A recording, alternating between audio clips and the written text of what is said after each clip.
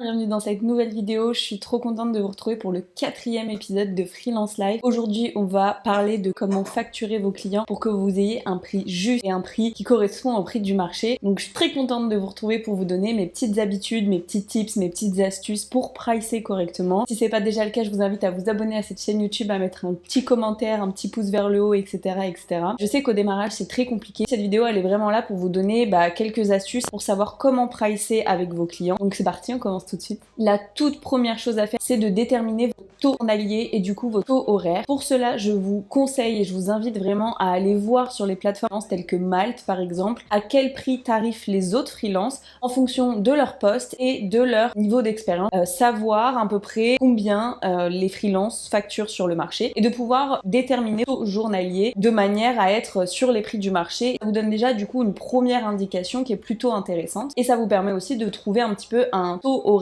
en prenant le taux journalier divisé par 7 heures puisqu'il y a 7 heures de travail dans une journée. Ça c'est la première étape, c'est une des plus importantes. Chose aussi très importante, que vous êtes en entretien téléphonique ou réel, toujours dire au client lors de l'entretien que vous reviendrez vers lui avec un devis sous 1 ou 2 jours ou 3 ou 5, enfin ça à vous de décider, mais ne donnez pas de prix sur le moment. Si vous faites ça, vous allez vous précipiter, vous allez donner un tarif qui va être approximatif et généralement qui est en dessous de celui que vous devez réellement facturer. Récupérez le maximum d'informations auprès de votre client pour vraiment comprendre leurs besoins et l'intégralité finalement du travail qu'ils vous demandent. N'hésitez pas aussi à leur demander de vous faire un mail récapitulatif avec l'ensemble des points qui vous seront donnés si vous êtes pris pour cette mission, afin que eux-mêmes se rendent compte de la charge de travail qu'ils vous demandent. Laissez-vous le temps pour ne pas donner un prix qui va être vraiment en dessous ou vraiment au-dessus de ce que vous devez facturer. Quand on facture en freelance, il y a deux manières de facturer. Soit on facture à l'heure ou à la journée, soit on facture à la mission. Mais en fait, dans les deux cas, c'est vos taux horaires journaliers et vos taux horaires...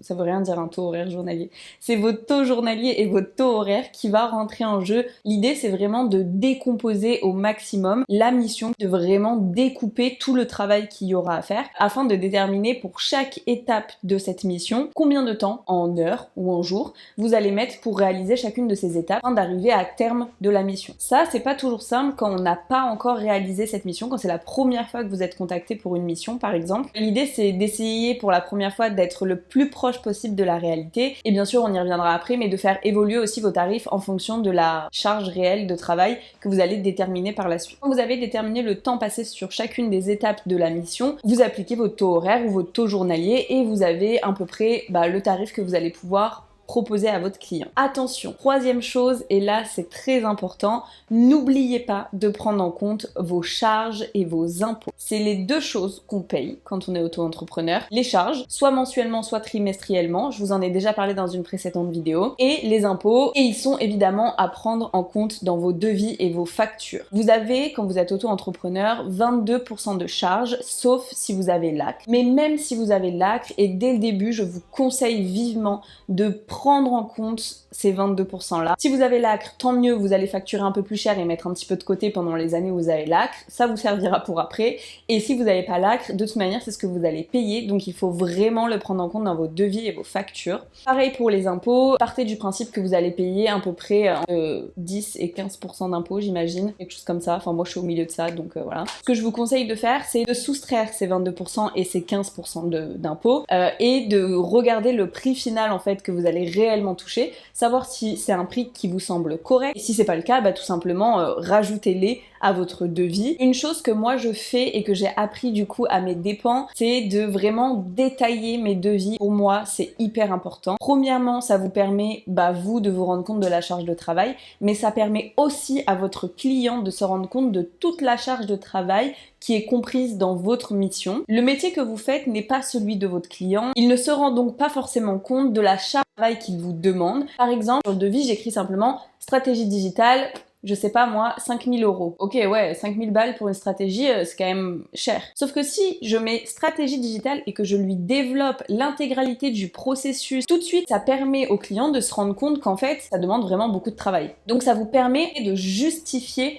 votre prix. En plus de ça, il y a vraiment ce truc un peu psychologique de se dire bah là le devis il est grand, il y a beaucoup de choses dessus. Du coup, le prix final me paraît pas si énorme que ça. Et puis surtout, plus vous détaillez votre devis et moins vous pouvez vous faire avoir par des personnes qui seraient pas très honnêtes. Vous vous épargnez aussi ce genre de clients qui pourraient essayer de vous la mettre un petit peu à l'envers. Et dernière petite chose, faites évoluer vos tarifs. C'est hyper important. Au début, quand on n'a jamais réalisé une mission, on a tendance à sous-facturer, à sous-tarifer parce qu'on se rend pas compte du temps qu'on va passer réellement sur chacune des missions ou sur chacune des étapes de la mission. Parfois et même souvent, on se trompe et c'est pas grave, c'est ok. On a tous déjà sous-facturé un client. L'idée, c'est par contre de pas recommencer, d'apprendre de ses erreurs, rétablir vos prix au fur et à mesure que vous effectuez vos missions. L'idée, c'est vraiment d'utiliser vos expériences passées pour avoir un prix qui va être bon pour vous et qui va vous permettre d'être rentable. Aussi, chaque année, n'hésitez pas à vous faire un bilan, pour savoir si vous facturez correctement, si vous êtes rentable. Est-ce que je peux un peu remanier mes offres, remanier mes tarifs? J'arrive à la fin de mes petites astuces et mes petits tips pour facturer correctement à vos clients. J'espère que ça vous aura permis d'avoir un petit peu la démarche à suivre pour mieux facturer. On se trompe beaucoup au début, mais c'est aussi comme ça qu'on apprend. J'espère du coup que cette vidéo vous aura été utile. Si jamais vous avez d'autres astuces, d'autres tips, n'hésitez pas à les mettre en commentaire, ça servira toujours à quelqu'un. Et je vous spoil, le prochain Freelance Life, on parlera des seuils de TVA et des seuils de société. Ça sera un des derniers Freelance Life avant l'épisode final qui sera le passage en société, et puis ensuite on parlera peut-être un petit peu de la société, vous le savez, ou peut-être pas. J'ai maintenant une auto-entreprise et une société, donc je vais pouvoir aussi vous parler de la société, et peut-être même du co-statut, enfin je sais pas si ça se dit comme ça, mais du fait d'avoir les deux statuts. On se retrouve très vite pour une prochaine vidéo. En attendant, prenez soin de vous et facturez correctement vos clients. Bye!